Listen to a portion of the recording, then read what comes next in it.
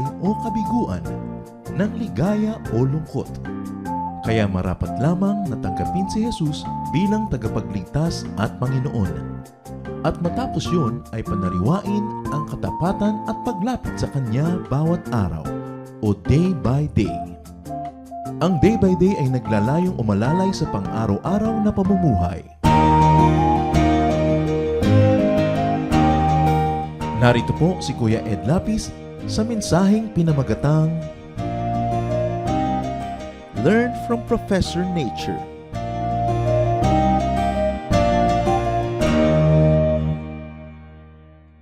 Learn from Professor Nature. What are the many lessons from Professor Nature, and why can we learn from nature? Romans 1:20. God's eternal power and character cannot be seen. But from the beginning of creation, God has shown what these are like by all He has made.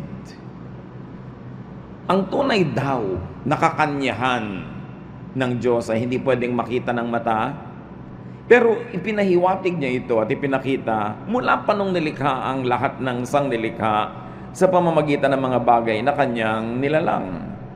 In other words, if you want to have a very, very correct view of God, all you have to do is look at God's creation. Because God is the author of creation. Just observe nature.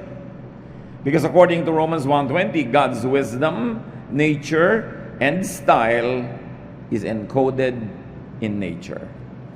Nandyan sa kalikasan kung ano man ang dapat malaman tungkol sa Diyos at kung anong dapat malaman kung paano niya tayo gustong mabuhay. Itinakda. Halimbawa, gusto niyang mabuhay ang mga orchid sa konting liwanag sa taas ng mga puno. Kaya doon yun nakalagay. That's God's will. Gusto niyang mabuhay ang mga water lily sa water. Gusto niyang mabuhay ang mga isda, yung freshwater fish sa freshwater, saltwater fish sa saltwater. Tingnan mo lang yung nature. Alam mo kung ano ang gustong mangyari ng Diyos sa lahat ng Kanyang nilikha. Matthew 6:26. Look at the birds in the sky. Jesus speaks here. They don't plant or harvest. They don't even store grains in barns, yet your Father in heaven takes care of them. Aren't you worth more than birds? Bantayan lang daw ang mga ibon, magkakaroon na tayo ng isang malaking pagkakilala sa Diyos. Tingnan nyo sila, ang kinakain nila grain, seeds, but they don't practice agriculture at all.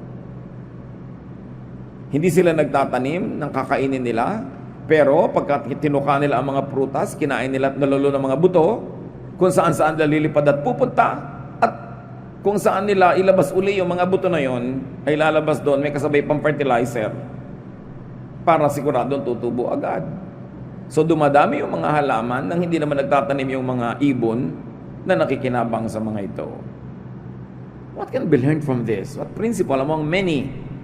Begin learning the basic laws of life by trusting God and His love for you. He loves the birds, He loves you more.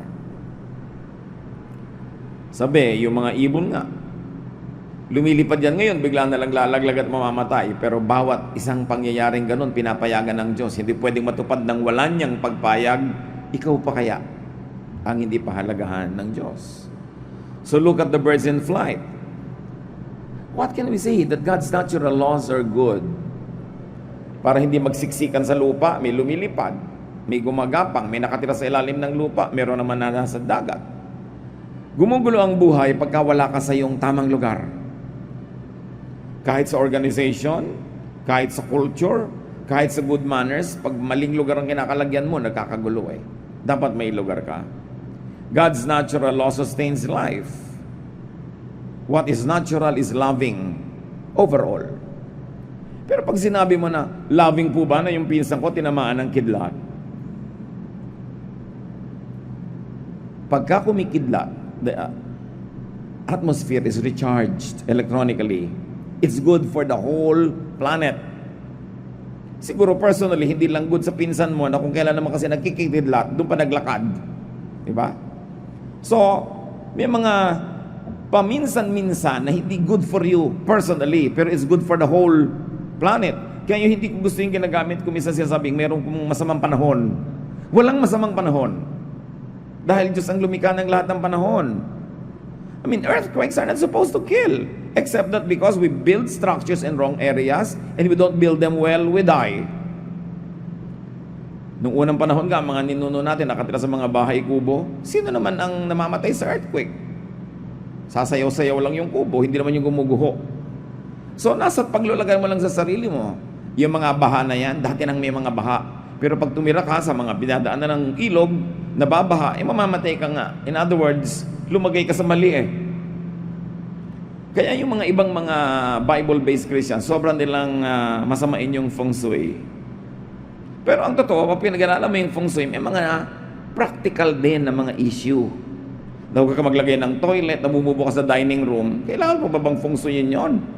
Diba? Talaga namang pwedeng ma-infect yung food mo o mabaho.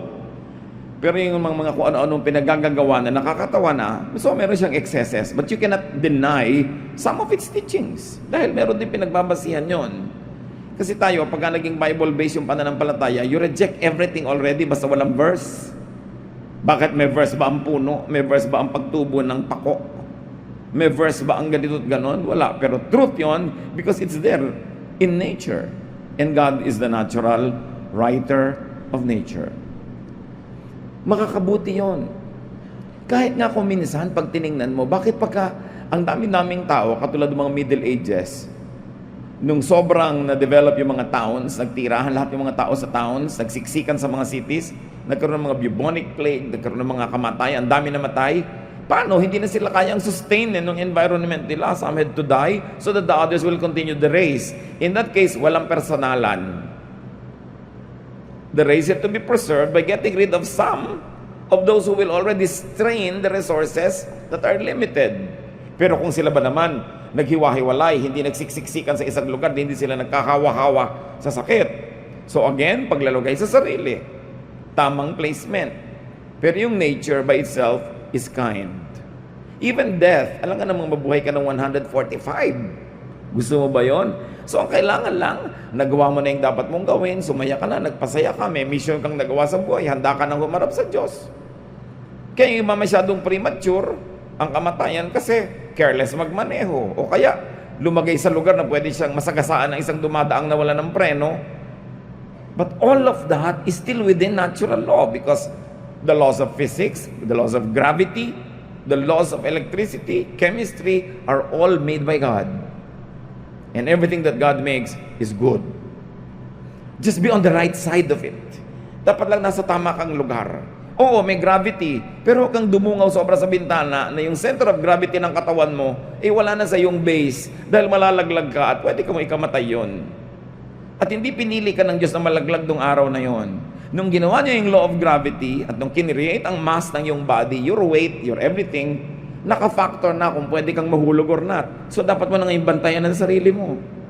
Binigyan tayo ng utak, so we will survive against excesses of natural law. Matthew 24:32. Learn a lesson from a fig tree.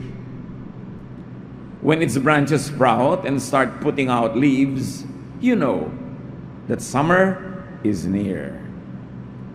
So, kahit wala kang kalendaryo, malalaman mo magsisimula na ang tag-araw, tingnan mo lang yung mga puno.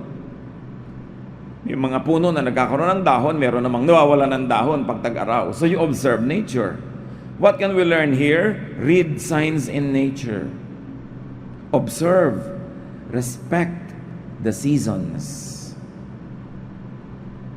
Gusto mo ng kasal na hindi ka mababasa, hindi ka lulubog sa putik, pero garden wedding, utang na loob, huwag mong gawin sa June or July or August. Dahil sinabi na ng nature na yung tag-ulan, uulan. Kaya, Pastor, gusto ko po magpakasal, garden wedding. Kailan iha? June po. Naku anak. Malamang umulan. Ipag-pray po natin. Ipag-pray. So sasabihin mo sa Diyos, Lord, change your mind about the seasons. Change the seasons dahil lang gusto ko magpakasal ng June. Paano yung katakot-takot ng mga farmers na walang inabangan kundi umulan? Naghintay pa sila dahil ikakasal ka? Yun ang dapat nilalagay mo yung lugar mo sa sarili. May mga church anniversaries, June, July, laging bumabagyo. Pagod na pagod sila magdasal kasi gagawin nila outdoors. Why tire yourself praying for something that probably God will say no to? Alam mo naman, ay baka no ang sagot dyan, huwag tayo magpagod. Kasi tagulan eh. Ba't kayo hihingi ng himala? Gamitin mo na lang utak mo. Mag-schedule ka sa ibang panahon. May churches nga mga kapatid, isinadjust ko, ilipat nila anniversary. Kasi laging tagulan. Gusto naman nila laging outdoors. Di ilipat yung anniversary nyo o i-indoor nyo. Pero huwag kayo magdasal na huwag umulan.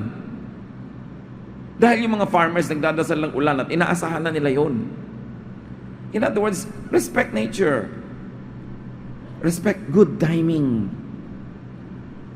Kahit may kailangan ka sa kapwa mo, nagtatiming ka rin naman. Hindi yung balak mo siyang utangan pero dumating ka, pagod siya o wala siyang pera o may sakit siya, miserable. Itutuloy mo pa rin yung balak mo. Timing. Ecclesiastes 3:1, everything on earth has its own time and its own season. May oras, may panahon. Meron naman talagang medyo lampas-lampas sa edad ng panganganak. Pastor, mag-fasting po tayo para magbuntis ako. Ang tagal-tagal na bata ka, ba't hindi ka pa kasi noon gumawa ng paraan? O sige, mag-pray na rin tayo.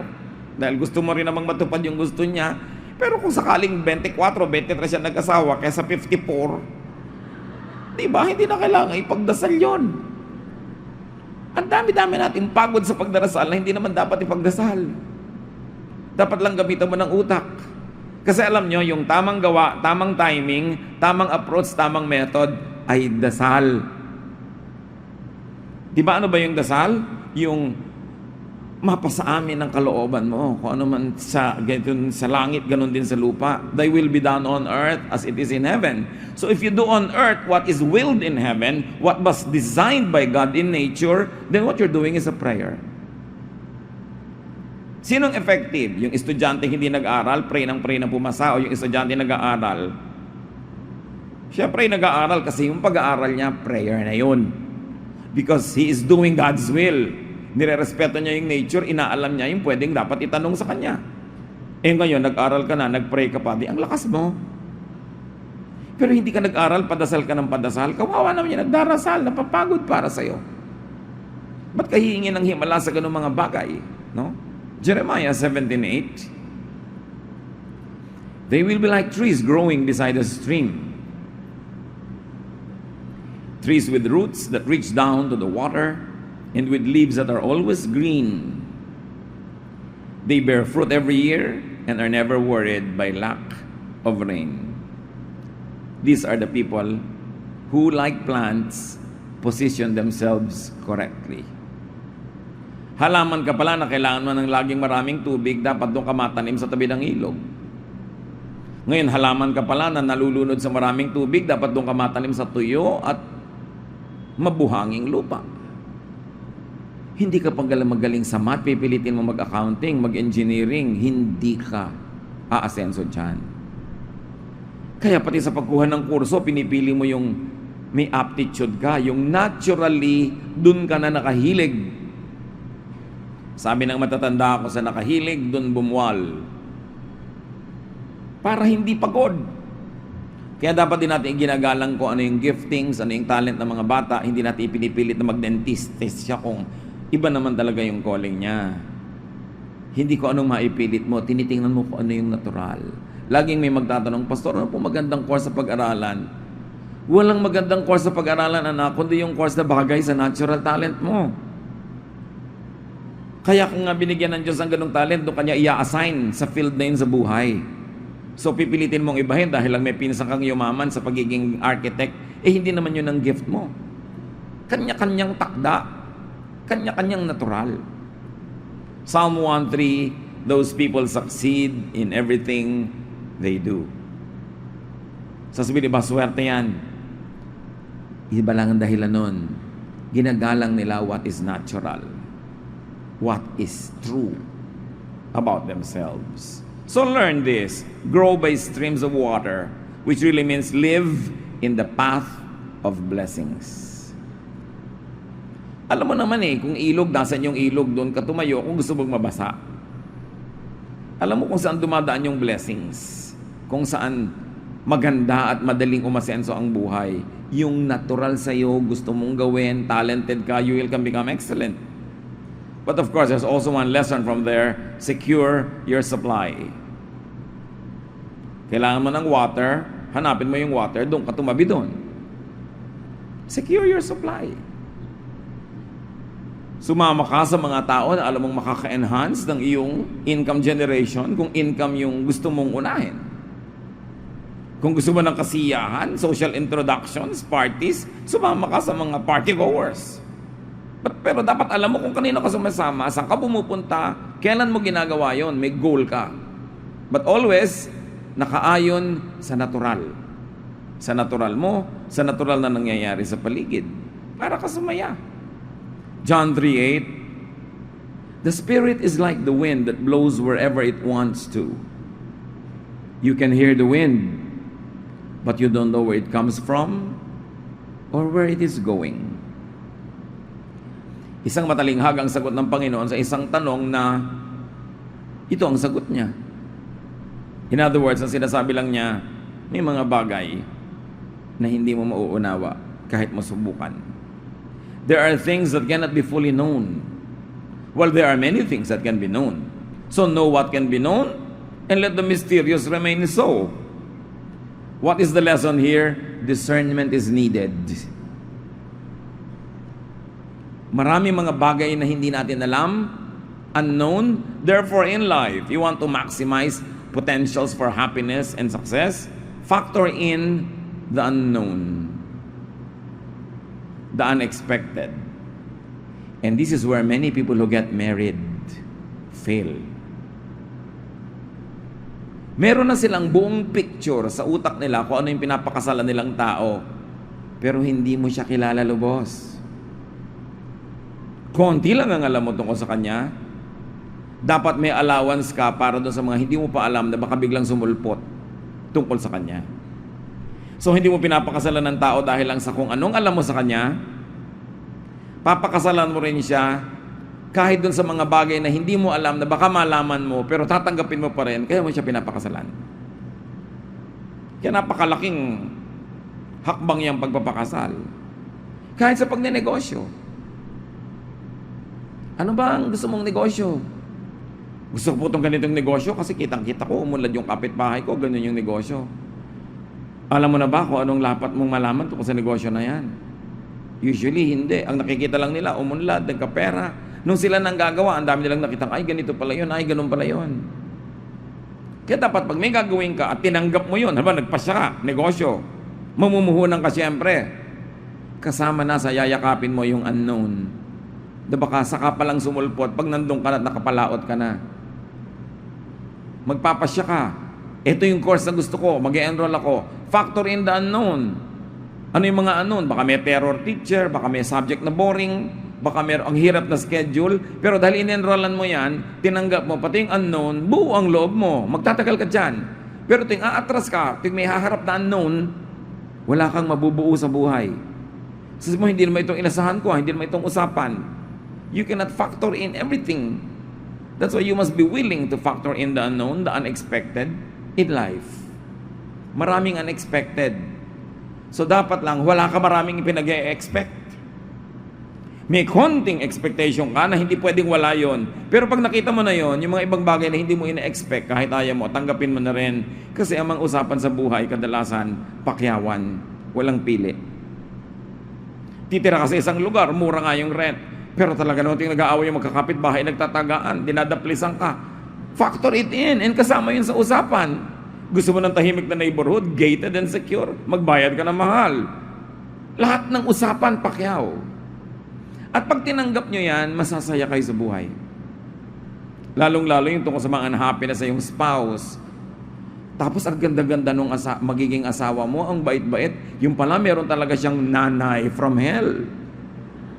Kasama yun, unexpected. Anong gagawin mo? Iiwan mo siya dahil gano'n yung mga kamag-anak niya. Kaya ang tao dapat buo ang loob, pero bago ka papasok, tatanggapin mo. Sabi ni Lord, alam mo, maraming bagay na hindi nalalaman. You don't know where the wind comes from, where it will go. Pero alam mong may wind, tanggapin mong nandyan yan. May mga bagay kasi, hindi na napapalitan. Jeremiah 13:23, can people change the color of their skin? Or can a leopard remove its spots? The obvious answer is no. Napapalitan pa daw ba ang balat, ang kulay? Sasabihin mo ngayon, with modern technology, pwede. Pero ano nangyayari sa katawan mo? Nasisira, nagkakada-cancer ka. O kaya, pumuti ka nga, pero hindi ka naman makapagpaaraw. Kasi pag naarawan ka, parang may mga kabuting nagtutubuan sa balat mo, mga itim-itim na bilog-bilog. Di ba? So, huwag mo nalang palitan. Kasi yun ka. At huwag mo rin pilitin ang kapwa mo nagpalit. Sabi yung bang mga tuldok-tuldok ng mga leopard, pwedeng palitan? No. Accept the leopard with its spots. Accept and factor in the unchangeable, the given. Especially in people. Do you think leopard talaga ang topic ng Bible? Tanggapin mo daw kahit yung batik-batik niya? No. So tanggapin mo yung mga batik-batik ng asawa mo, ng anak mo, ng nanay mo, ng tatay mo kasi nandun. Lalo yung hindi na pwedeng palitan. Kesa mapagod ka ng kapapalit, karereklamo, kasi sikap na ibahin yon, mas mapapahinga ka pag tinanggap mo na and then move on and find other pleasures in life. Be wise enough to know what cannot be changed. Maraming mga pamilya hindi sila masaya dahil they keep trying to change each other. Tapos yung mga bulag na umiibig, babaguhin siya ng pag-ibig ko. Walang ganon. Yung natural, babalik din yun kahit pagbigyan ka sandali. So kung hindi mo siya kayang mahalin, for the extreme good and the extreme bad in the same person, huwag mo na lang pagpasyahan na mahalin. But don't ask the leopard to remove its spots. Ganon din yung natural talent, natural gifts, natural personality. Alam niyo, meron talaga tayong natural personality. Kung medyo mabago-bago man yun ng konti, maipaling ng konti dito, ma-adjust ng konti-konti. Pero hindi mo talaga pwedeng burahin, tanggalin to your heart's content. Mahalaga na matahimik tayo sa ganung mga katotohanan. Now, God's touch, spirituality, can reform a person. Yes. But do you know what spiritual and godly touch does? Anong reformation ang ginagawa pag ang tao ay hinipo ng Diyos, pinaghimalaan ng Diyos? Ibinabalik lang siya sa talagang natural niya na maaaring nabaluktot na iba because of corruption. Pero yung God's touch will not change your nature. Because God designed you. Sabi sa Bible, I was fearfully and wonderfully made. So ang babaguhin lang sa'yo ng Diyos, kung meron man, yung hindi naman ikaw, na napakabit lang sa'yo, pero hindi ikaw yon. Para ililitaw niya yung tunay na ikaw, yun. So dapat malinaw sa'yo kung sino kang tunay, sinong tunay yung mahal mo sa buhay, and don't ask God to change that. Because it was God who designed the person. So kung talagang mabait ka naman, napabarkada sa iba, napasama, yun, pwede kang i-retouch at i-reform ng spirituality when you decide to submit to God, and therefore pwede kang bumalik uli sa kabaitan dahil mabait ka naman talaga. Na-influence ka lang. Pero yung halimbawa mo, hindi ka gifted sa math, hihingi ka ng himala na bigyan ka ng gift sa math, iba yung gift mo, halimbawa sa creative arts. You will ask God to change the entire design. Hindi ganun ang pagbabago ng Diyos sa tao. Ang tinatanggal lang niya, yung hindi naman talaga nasa iyo, na napalagay lang doon over time. Pero kung nung ipinanganak ka na, nasa sinapupunan ka na, ikaw na yon, hindi na yun iimahin. Kaya marami sa atin, bigong-bigo sa paghingi ng himala. Kasi pinihingi natin sa Diyos, i-rewrite niya yung buong natural law. Lahat-lahat. Halimbawa, gusto mong palitan ng Diyos ang iyong pagiging kulot. Kailan magsisimula ang Diyos? Nung ikaw ay nasa womb, nung ikaw ay zygote, nung ikaw ay two-cell zygote.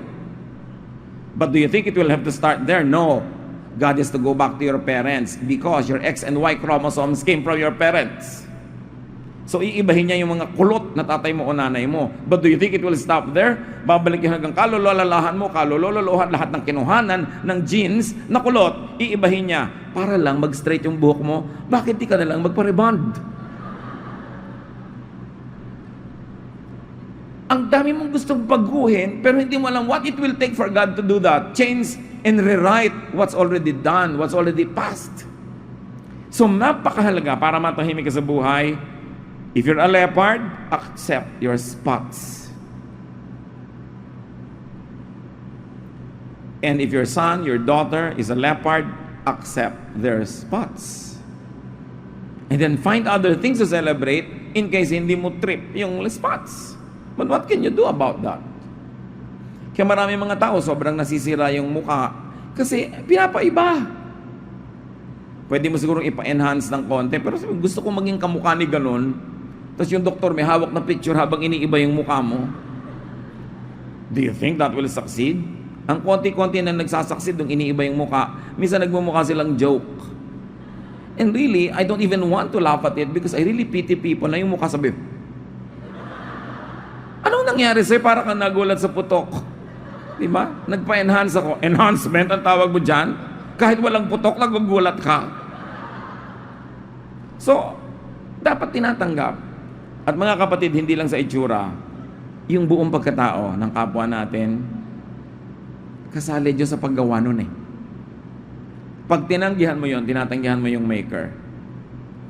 So, spirituality can only change so much. It can only, at best, return you to God's original intention for you. But don't ask God to change the design. Tama siya, hindi siya pwede magkamali. Hindi mo lang naihahanap na magandang paggamit kung ano ka at sino ka. Kaya dapat yun ang hanapin. God designed nature to sustain life. But man is also at the top of that creation. Kung minsan sasabihin mo, ang sama naman nung ahas, dilunok yung palaka. Di ba? Pero alam nyo, pag nawawala ng ahas, sobrang dumadami yung palaka, nagkakaroon ng ibang klaseng pestilence. Pag inubos mo naman yung palaka, dumami yung lamok. Kasi kinakain naman niya yung lamok. So ang maganda, balance, ecological balance. There should be enough of palaka, enough lamok, enough of everything for life to be what? Regular and sustained. Anybody who goes out of what is regular rhythm gets sacrificed. Kaya sabi nga nila, the early bird catches the worm. Except that you don't know every morning if you're going to be the bird or the worm. Kung early worm ka, ikaw tuloy yung nakain. Mabuti pa, late ka na lang lumabas, di ba? But you'll never know kung ikaw yung bird or worm. So just do your best and watch out. At walang personalan. Tulad nga nung natamaan ng kidlat. Walang personalan. Bakit may mga Kristiyano nalulunod? Kasi mo, di ba, kasama tayo ng Diyos? But because God designed that if the lungs are filled with water, you will not be able to breathe, you'll suffocate, you will die.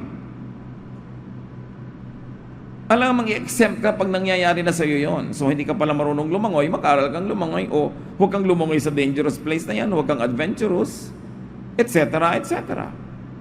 May mga Kristiyano, lumulubog yung sinasakyan nilang barko. Paano? May law of gravity, may law of buoyancy. Lahat ng yan, timpla-timpla. Walang personalan pag ikaw yung na-sacrifice. Kasi kahit naman namatay ka, 7 billion other people continue living. Life goes on. At dapat natin matanggap yung ganong realidad ng nature. Kung lahat ng dasal natin sa Diyos, ang mahal natin sa buhay, may sakit ay huwag mamatay, di walang namatay. Ano mangyayari pag walang namatay? Di walang haharap sa Diyos in eternity dahil na-trap na tayo lahat sa human body. Tapos na puno na yung planeta. Once in a while, merong pinaghihimalaan. You'll never know who, so try. Pero huwag sasama ang loob mo pag hindi ikaw yun.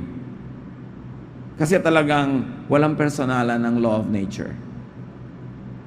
Kaya nga sinasabi nila, survival of the fittest.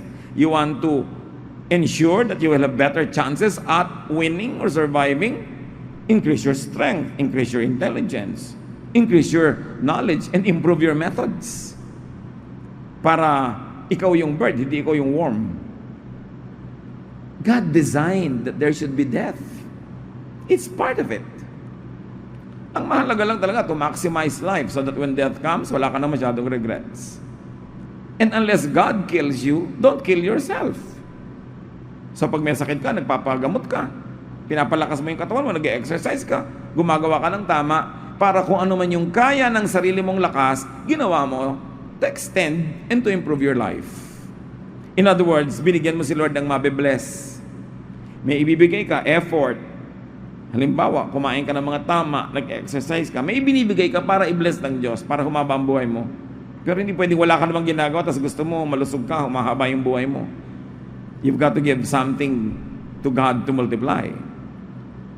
Genesis 1:26 to 28. God said, now we will make humans, and they will be like us. We will let them rule the fish, the birds, and all the other living creatures. So God created humans to be like Himself. He made men and women. God gave them His blessing and said, have a lot of children. Fill the earth with people and bring it under your control. Rule over the fish of the ocean and the birds in the sky and every animal on earth. So anong ibig sabihin ng Diyos dito? Interact with nature to your maximum benefit. But is it beneficial for you? Nakalbuhin mo yung gubat? No. Because the animals that you will need in your life and the plants and the medicines will also be destroyed. So kasama sa tunay na religiosity is to take care of nature. Sabi niya, rule over nature. And the word rule here actually can be translated in a better way. Manage creation.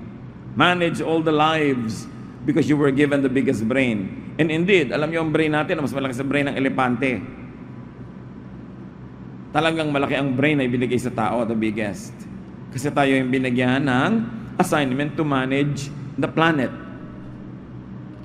So, obey natural laws. Yung mga dapat na hindi tirhan na lugar, hindi naman talaga dapat tirhan para hindi ka kinakabahan tuwing umuulan na lang. Kasi hindi naman dapat yun ang tirhan.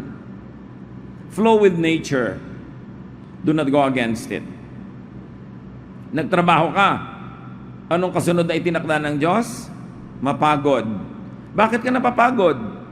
Kasi i-design ng Diyos na ang trabaho hanggang ganito lang. Dapat tumigil ka, therefore mapapagod ka para magpahinga ka. Yung iba napapagod, anong ginagawa? Umiinom sila ng drugs. Umiinom ng cobra. Para huwag antukin. Kaya ka inaantok kasi ibig sabihin, dapat ka nang matulog. Di ba? So, iinom ka ng mga uppers. Kaya maraming mga rock stars nagiging drug addicts. Kasi may mga concert sila, back-to-back, rehearsal, ang haba-haba, kailangan nilang malakas, gising. So, kung ano mo pinag-iinom? Ano nagiging bunga? Addiction. Sometimes destruction of the mental processes. Kaya ang dami-dami mga sikat-sikat na star, ang nagiging ending, nagiging taong grasa, diba? Na taong putik. Kasi hindi nila binalance. Pag napagod ka, dapat ka magpahinga. Don't play hero. So umiikain ka para tunawin mo naman yun. Hindi yung hindi pa tunaw, kumakain ka na naman. Mapapagod yung tiyan mo. So, inaantok ka, dapat ka matulog. May sakit ka, dapat ka magpagaling, hindi may sakit na. Ayaw mo pa rin magpagaling. Kaya nandun na rin yung ating sinasabing kasalan, gusto mo garden wedding, March, February, January. Huwag yung tagulan. Pero even that, hindi mo na pwedeng pagtiwalaan ngayon kasi yung nature ngayon, nag-iiba. Akala na naman, diba, end of the world. Naiiba lang yung planeta, period. Di umadjust ka. Mamaya, malalaman na uli natin kung kailan talagang tag-ulan kasi naiiba na eh. Pero later on, you will get the rules and you will know kung saan na talaga yun.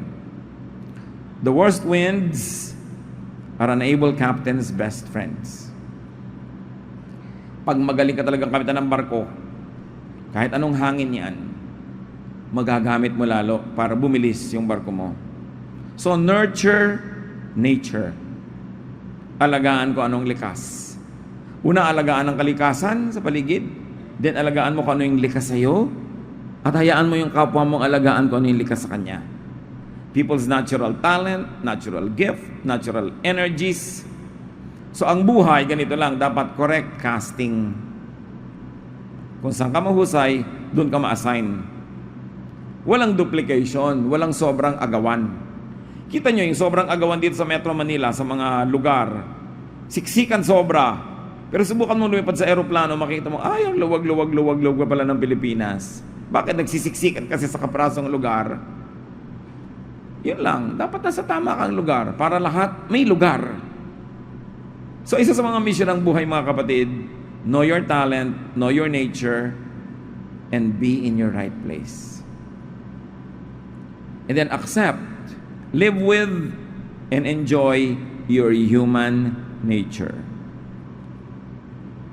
Know what can be enhanced, but very importantly, know what cannot be changed. Kasi merong hindi. And enjoy also other people's human nature. Why can religiosity be a hindrance to self-realization? Because religion could be obsessed with changing people instead of accepting people and nourishing their nature. Religion could be obsessed with reforming people, never mind if they don't need reform. Therefore, because of this mission to change everybody, religion could be a number one rejecter of people. And once rejected, people can be conflicted, confused, depressed, and vexed. Did you know that many of the very depressed people are actually religious? Kasi alam nila kung ano sila, sino sila, anong gusto nila, anong ayaw nila. Tapos everyday, naririnig nila sinasabi ng religion, bad ka, bad ka, bad ka, dapat ka mag-change. Yung mga iba, ginawa ko na po lahat ng pag-change, lahat na. Dinaan ko na sa fasting, sa prayer, sa ganito. Hindi naman po ako nag-change. So what do? Some of them kill themselves. Some of them become very disillusioned and then hate God. Marami kasing pinagsasasabi ang religion, hindi naman Diyos ang may sabi. Kaya isang ang mission mo dapat, sabi yan ng religion, pero sabi ba yan ng God? Bakit ba nagkaroon ng mga developed religion sa mundo? Ba't nagkaroon ng mga laws and constitutions? Kahit sa Bible, nakikita nyo, wala naman unang commandments, di ba? Sa Exodus pa lang lumabas yung commandments. Nung una, wala namang ganong commandment. Kaya tanong ng iba, nung pinatay ni Cain si Abel, nagkasala ba siya, wala namang commandment na do not kill? It's a valid question. Without the law, there should be no guilt. Pero bakit nagkaroon ng law? Religion and law were developed as nomadic humans began to settle in communities. Kahit sa Bible, nung nade-develop yung mga lipunan, dumadami ang tao, nagkakaroon ng mga barabarangay, mga towns, mga cities, na-develop yung religion. Hindi ba nung araw, si Noah, magtutumpok lang ng konting bato, mag-o-offering na siya. Si Cain at si Abel, basta nag-offering lang doon sa field. Later on, you see very elaborate offering rituals in the temple in Jerusalem, which was absent in primitive history of the nation. Why? Because as people lived together, as people lived in cities and more people have to live in compacted spaces, everything had to be regulated. Noong unang panahon ba, nagbabakod ang mga ninuno natin? Hindi. Kasi ang daming lote. Pero nung nagkaanak na sila, nagkaapo, na wala naman nadadagdag na lupa, agawan ng lupa, bakuran na ng bakuran. In other words, when people live together, some regulation becomes necessary. Because what is human nature and human activities create problems for the neighbor, for the neighborhood, for the community. Therefore, they get regulated and punished. Halimbawa, sexual behavior. Nakikita natin kahit na in ancient primitive Jewish culture, walang masyadong mga laws about that. Pero later on, naging very elaborate. Why? Nung dumami ang tao, they had to live in the same communities, agawan ng asawa ng may asawa, ang kagulo-gulo, hindi mo alam kung sino ka-partner nino, so na-regulate na sobra. So sexual behavior is regulated. Greed, selfishness, violence is contained because people live together. So, when you live together with people, there are some natural desires, natural tendencies, natural ugali that have to be contained because you have to harmonize with your neighbor. But in your inner self, do not deny your humanity or nature. Do not be conflicted or divided. Now, this is a major project, a major challenge for religious people. How to conduct yourself in public so that there's no conflict with your fellow men, but at the same time, how to accept yourself in private and how to nourish a private life that does not conflict with public order. But for you to apply into your very private, quiet, silent life, all the restrictions of society that is meant only to give order to society, you will end up hating, denying yourself, and even probably killing yourself. Ang isa sa mga dapat na ginagawa ng matitino ng mga relihiyoso, tanggapin ng mga regulasyon na para sa kaayusan ng lahat. Pero dapat alam mo rin yung kung nag-iisa ka na lang at wala kang maapektuhang tao at hindi makakasama kanino man, alam mo ring tanggapin yung totoo sa'yo. Halimbawa, mahilig ka mag-speak in tongues. Bumubula pa yung bibig mo with feelings, no? Minsan tumitirik pa yung mata mo, gumugulong-gulo ka sa sahig, inaakyat mo yung kurtina, may mga ganon.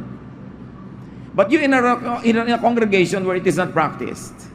So what do you think the civility require? That you don't do it because you will disturb everyone else.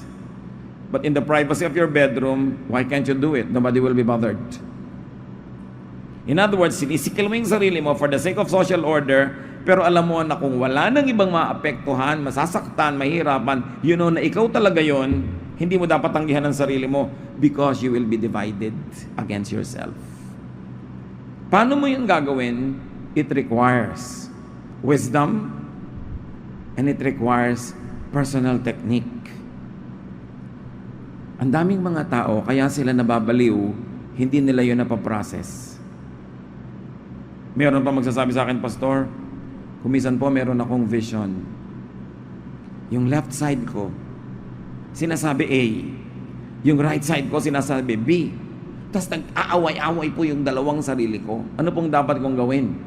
Because see a psychiatrist. Schizophrenia ang tawag dyan, anak. Hindi yan anghel. Hindi yan si Lucio at si Miguel. Di ba? Hindi yan yung mabuti at masama. Yan yung nasa utak mo na alam mong dapat, alam mong totoo, pero nasa kabila yung nagsasabi, hindi dapat, hindi yan totoo. Ito yung sinasabi mo sa sarili mo, ako ito, pero sinasabi sa iyo nung relihiyon mo, hindi ka dapat ganyan. Nag-aaway yung sarili mo, kaya kahit sa bangungot mo lumalabas, akala mo vision. Because you are conflicted. Kaya nga sinasabi ko mga kapatid, pag-aralan ninyo, maraming conflicted na tao, yung religious. Because most religious teachings, if not careful, deny you of your humanity. Yung, hindi ba pagka-Christian na, hindi na nagsisinungaling? Yung mga ganong illusions. Di ba pagka-Christian ka, love mo lahat? Naniniwala ka dyan sa sinasabi mo? Di ba? Kasi yun ang nadidinig mo, pero may conflict ka dahil alam mo hindi mo naman love itong nakakainis na taong ito. So anong gagawin ko sa sarili ko? So I reject myself, kaya minsan nababaliw ka. Paano mo gagawin yun? Dapat meron kang paraan na nababalance mo yung behavior mo in public and the acceptance of your true self in private where you do not affect anybody. Anong magagawa mo kung yung ka talaga i-deny mo? Gustong-gusto mo halimbawa ng sweets, dinedenay mo yung sarili mo. Pero yan ang totoo sa'yo. So napakahalaga para tayo tumahimik, pumayapa. You've got to be at peace with yourself. Because to be at peace with yourself is to be at peace with God who created you. But remember, you only have to identify what was added to you needlessly because of corruption. Yun ang chine-change ng spirituality. Yun ang tinatanggal. But not your basic nature. Because God created you. Psalm 103, 13 to 14. As a father has compassion on his children, so the Lord has compassion on those who fear him. For he knows how we are formed. He remembers that we are dust. Kung nalilimutan mo na ikaw ay lupa, hindi nalilimutan ng Diyos. Kaya Diyos ko, patawarin niyo po ako, naging lupa ako. Alam kong lupa ka. Ako nag-create sa'yo. Patawarin niyo po ako, nagkaka-desire ako sa magandang babaeng nakita ko. Natural, nilagyan kita talaga ng sexual desire so that people will procreate. Kaya lang, in consideration of others at hindi mo siya asawa, huwag mo siyang paghangaran. Huwag mo siyang laging isipin at lalo huwag mo siyang gahasain. Pero yung pati na-attract ka, ikino-confess mo pa, sino ba naglagay sa'yo na ma-attract ka dyan? Kaya ka nagiging conflicted. Patawarin niyo po ako, Diyos ko, gusto ko pong yumaman. Sabi sa Lord, ako rin. Di ba ang yaman-yaman ko nga? Yung patawarin niyo po ako, Diyos ko, dahil gusto ko maging number one. Kasi sinasabi lagi ng religion, you should be humble, you should be like this. Pero ang totoo, hindi naman yung totoo. Kasi maraming ang mga fantasies yung religion, because religion over time, if you're going to study religious history in the last 2,000 years, or 3 or 4,000 even during the times of Egypt, even during the empires of India, religion has always been there to control people for the sake of the monarch. So masyadong controlling. Lagi ang ituturo, magtiis ka, pero yung mga pare hindi nagtitiis. Diba? Mag-ayuno ka, pero Biyernes Santo nakakain sila steak. It's to control people for the benefit of the elite. If you really want to know your history, it's like that. Well, there are, of course, true and sincere religions, but they are not free from delusions, additions of human leaders who are imperfect. Therefore, yung ikinakagilty nyo mga kapatid, baka hindi naman Diyos ang nagpapagilty sa inyo, religion lang. So you have to identify what are the religious teachings that really come from God and what are those that only the priest said, God said. Kailangan nag-aaral tayo para ang buhay natin payapa. Dahil nga sabi sa Bible, God knows how we are formed. Why? Because He formed us. And He remembers that we are dust. Don't apologize to God for being human. Because God created you human. Ang mahalaga lang, lagyan mo ng limitasyon para yung humanness mo and the exercise of your humanity does not infringe upon the pleasures, the comfort, and the safety of others who are also humans. And even of animals and plants. Kaya nagtatakda ng mga batas. Kaya na-develop yung mga institutionalized religion. Because pag magkakasama na ang tao at sama-sama, hindi pwedeng kanya-kanya na lang ng gusto. Kita nyo, very chaotic sa atin. Gusto kong tumawid, tatawid ako kahit na hindi yun pedestrian lane. Gusto kong mag-park. Pero pag nasa bundok ka, di ba kahit saan ka mag-park? Nasa bukid ka, kahit saan ka tumawid. Pero pag maraming tao, hindi pwede yun. At maraming religious regulations, ganun lang, in consideration of others. But when in the practice of it, you will not infringe upon the rights and privileges of others, don't deny your true self. God remembers that we are dust, so should we. You should remember that you are dust, and you should remember that your fellow man is also made of dust. So review the stress between natural and religious conflicts. Remember, God is the sure creator of nature. Therefore, God is the author of natural law. But we cannot say the same of all religious law. We cannot be assured that all religious laws were authored by God.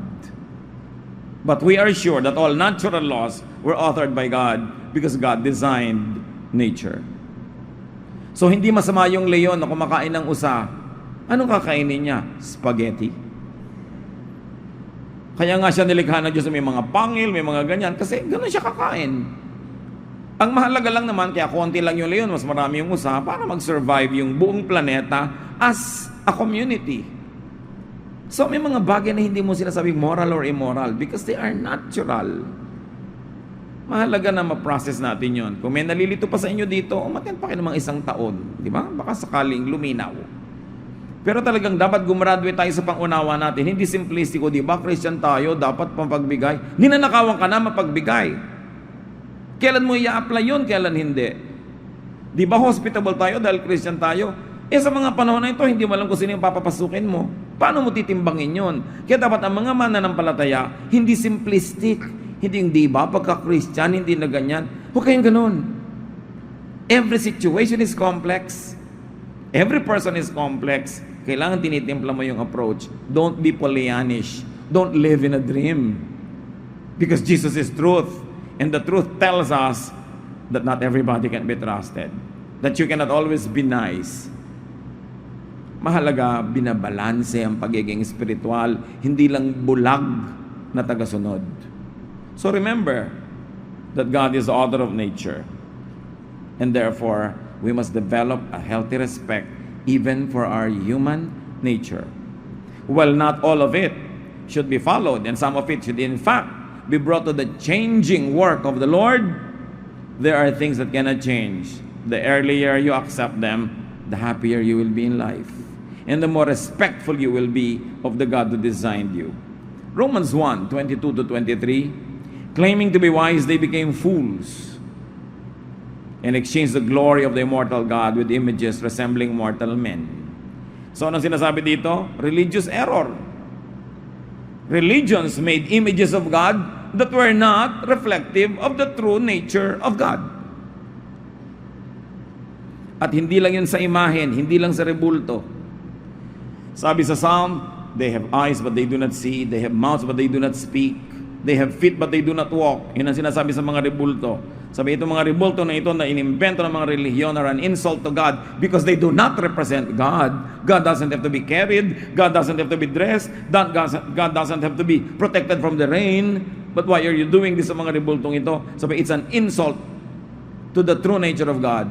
Pero alam nyo ba na ang idolatry hindi lang sa mga images? Marami ring ginawa ang mga relihiyon na image ng God, strictness ng God, rules ng God na hindi naman talaga galing sa God. So dapat i-review. Hebrews 10:11, day after day, every priest stands and performs his religious duties. Again and again, he offers the same sacrifices which can never take away sins. So nakita niyo yung error? Religious error. Done by very well-meaning priests. Done all the time, perfunctorily, mechanically, ritualistically, but they don't have any spiritual effect because they are meaningless. It's a religious error. Gaano karaming pagdurusa ang ginagawa natin, wala naman palang religious effect. Gaano karaming sacrifices ang ginagawa natin na hindi naman pala yun ang hinihingi ng Diyos, wala naman palang point. Gaano karaming pagtanggi sa sarili, pagtatwa sa totoo tungkol sa ating sarili, ang wala naman palang buting dinudulot sa atin dahil hindi naman pala hinihingi ng Diyos na itatwa natin yon. Dapat tayong mag-review. Isa sa mga misyon ng buhay is to find peace with yourself. Because if you cannot find inner peace and peace with yourself, you cannot find peace with your Maker, you cannot find peace with your fellow men. Your life will be miserable. Be at peace with God, which means be at peace with nature and be at peace with what is natural. Very importantly, how do you apply this? Accept and forgive others. Though you don't like them, you don't agree with them, kung yun ang nature nila, yun ang nature nila. Accept and forgive also yourself. Especially if social, legal, or religious institutions have made you hate yourself. Kailangan tingnan natin, bakit ako ganito? Alin dito ang talagang posibleng baguhin dahil sa ikabubuti ng mundo, sa ikabubuti ng society, o alin dito yung hindi man dapat na pagbigyan because it will put many people in difficult situations, pero at least in my inner self, I should accept that this is the fact about me and I should stop worrying about it. Jesus sets free. Truth sets free. Sometimes religion can tie you down, imprison you, and put you in chains. Religiosity is not always the same as spirituality. And one of the highest forms of spirituality is to understand and respect natural law because God is the author of it. And you are a product also of natural law. Ama namin, turuan niyo po kami ng mga practical na gamit ng mga pinag-aralan namin ito. Iligtas mo rin kami, Lord, sa pag-abuso sa mga konseptong ito na baka konsintihin na namin ang aming sarili sa mali, tanggapin na namin ang mali dahil sasabihin lang namin, yun ang nature. Alam namin, Lord, wala sa nature namin na maging mali kasi nilikha mo kami. Pakita nyo sa amin yung mga excesses, yung pollution, yung corruption, at isuko namin sa inyo para mabago. Pero kung ano talaga yung dalisay, totoo, na kung sa aming private life ay hindi naman makakasira sa iba, turuan mo kaming huwag na makipagtunggali. Tanggapin ang dapat tanggapin and move on with life. Pagbulay-bulayan natin mga kapatid ang pinag-aralan natin ito para sa ating sariling buhay at para sa mga mahal natin because sometimes they suffer because we don't accept them. We don't accept what is natural and true about them, and we force them to live a lie, and we force them to live in hypocrisy.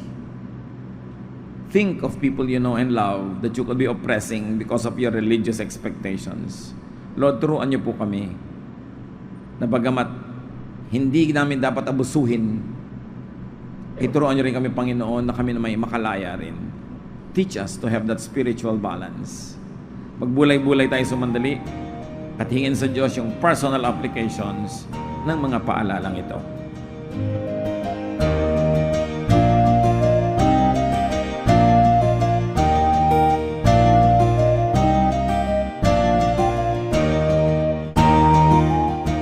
Ang katatapos pong mensahe ni Kuya Ed Lapis ay pinamagatang Learn from Professor Nature.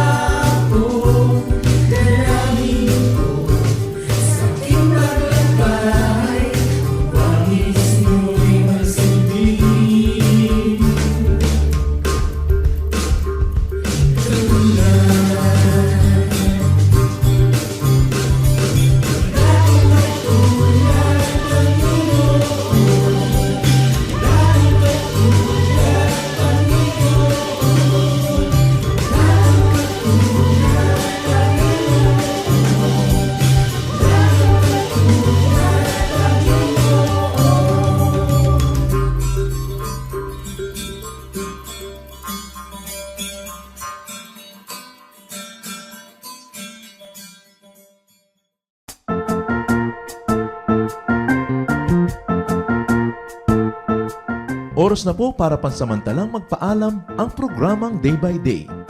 Tayo po'y magsama-sama tuwing ika-6 hanggang ika-7 ng umaga, araw-araw.